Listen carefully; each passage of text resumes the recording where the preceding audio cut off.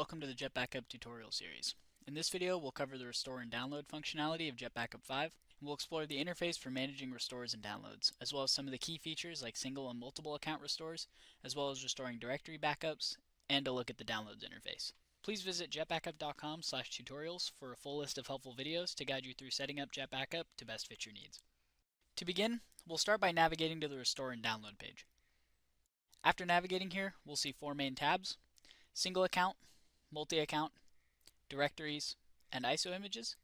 We'll go over each of these menus and their features in the following sections, starting with single account restores. The single account tab on the restore and download page allows you to customize which specific backup items you'd like to restore or download. To get started, we can type in account name, and selecting an account here will bring up a menu allowing us to select a backup to use. We can select which backup specifically we'd like to use via the drop-down on the left side of the created column on this menu. After selecting our desired backup, we can then simply start up a full restore, account download, or choose to lock or unlock this backup.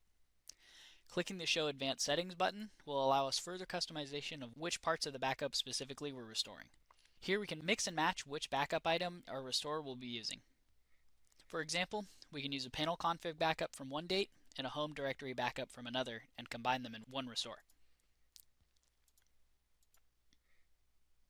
Additionally, we can always completely exclude an item from a restore or download by unselecting it with the checkbox on the left side of the menu.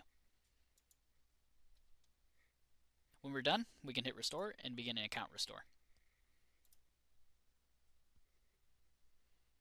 The multi-account tab on the restore and download page allows actions to be made on multiple account backups at once. Opening this menu, we have two submenus that allow us to choose which accounts are included in the restore or download, as well as the action that will be being performed on the selected accounts. The action pane on the left of the menu allows us to select which action will perform on the selected accounts. We're able to start a restore or download of the selected backup for the chosen accounts, or lock or unlock our backups.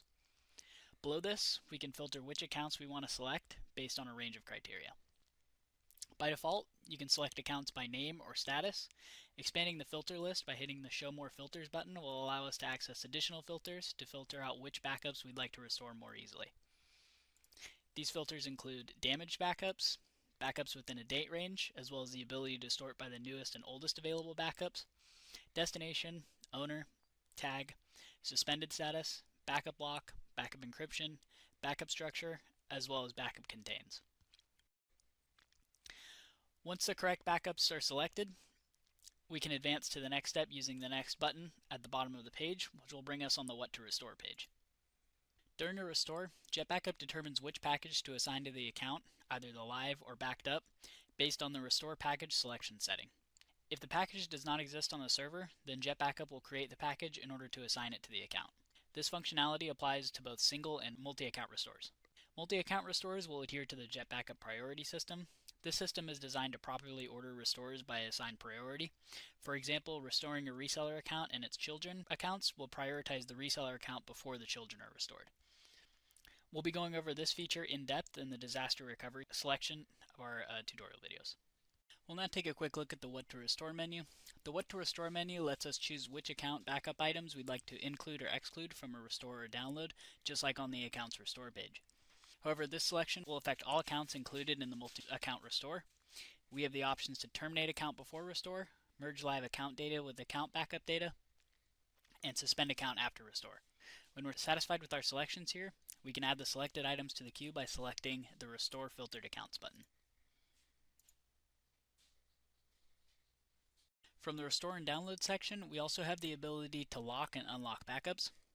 This allows us to prevent a backup from being rotated out from our backup set. We also have the option here to set a lock time in days for our selected backups, which will set a TTL for the lock on the selected backups. If we set 7 days here, the backups won't be removed or rotated for 7 days.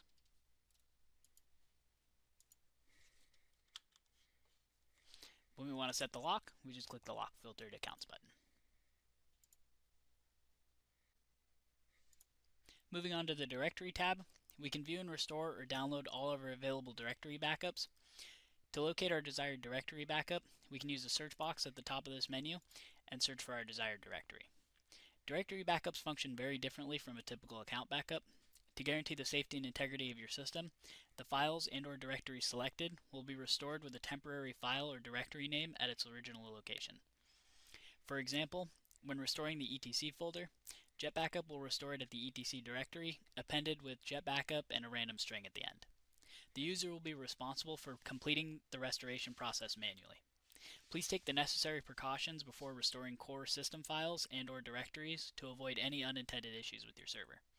Files and folders will be restored with the original ownership permissions, except for the parent directory. For the parent directory, the default owner will be root, and default permissions will be 0700. You're of course also always able to download these backups as well. A downloaded directory backup will be saved to an archive in JetBackup's download folder. Finally, we have the ISO images section of the Restore and Download GUI. This section lets us see and manage our ISO images created by BMR backups. We're presented with most of the same options as the other sections, including download and lock and unlock functionality. However, we're not able to initiate a restore for ISO files here, as they're part of the bare metal restore disaster recovery process.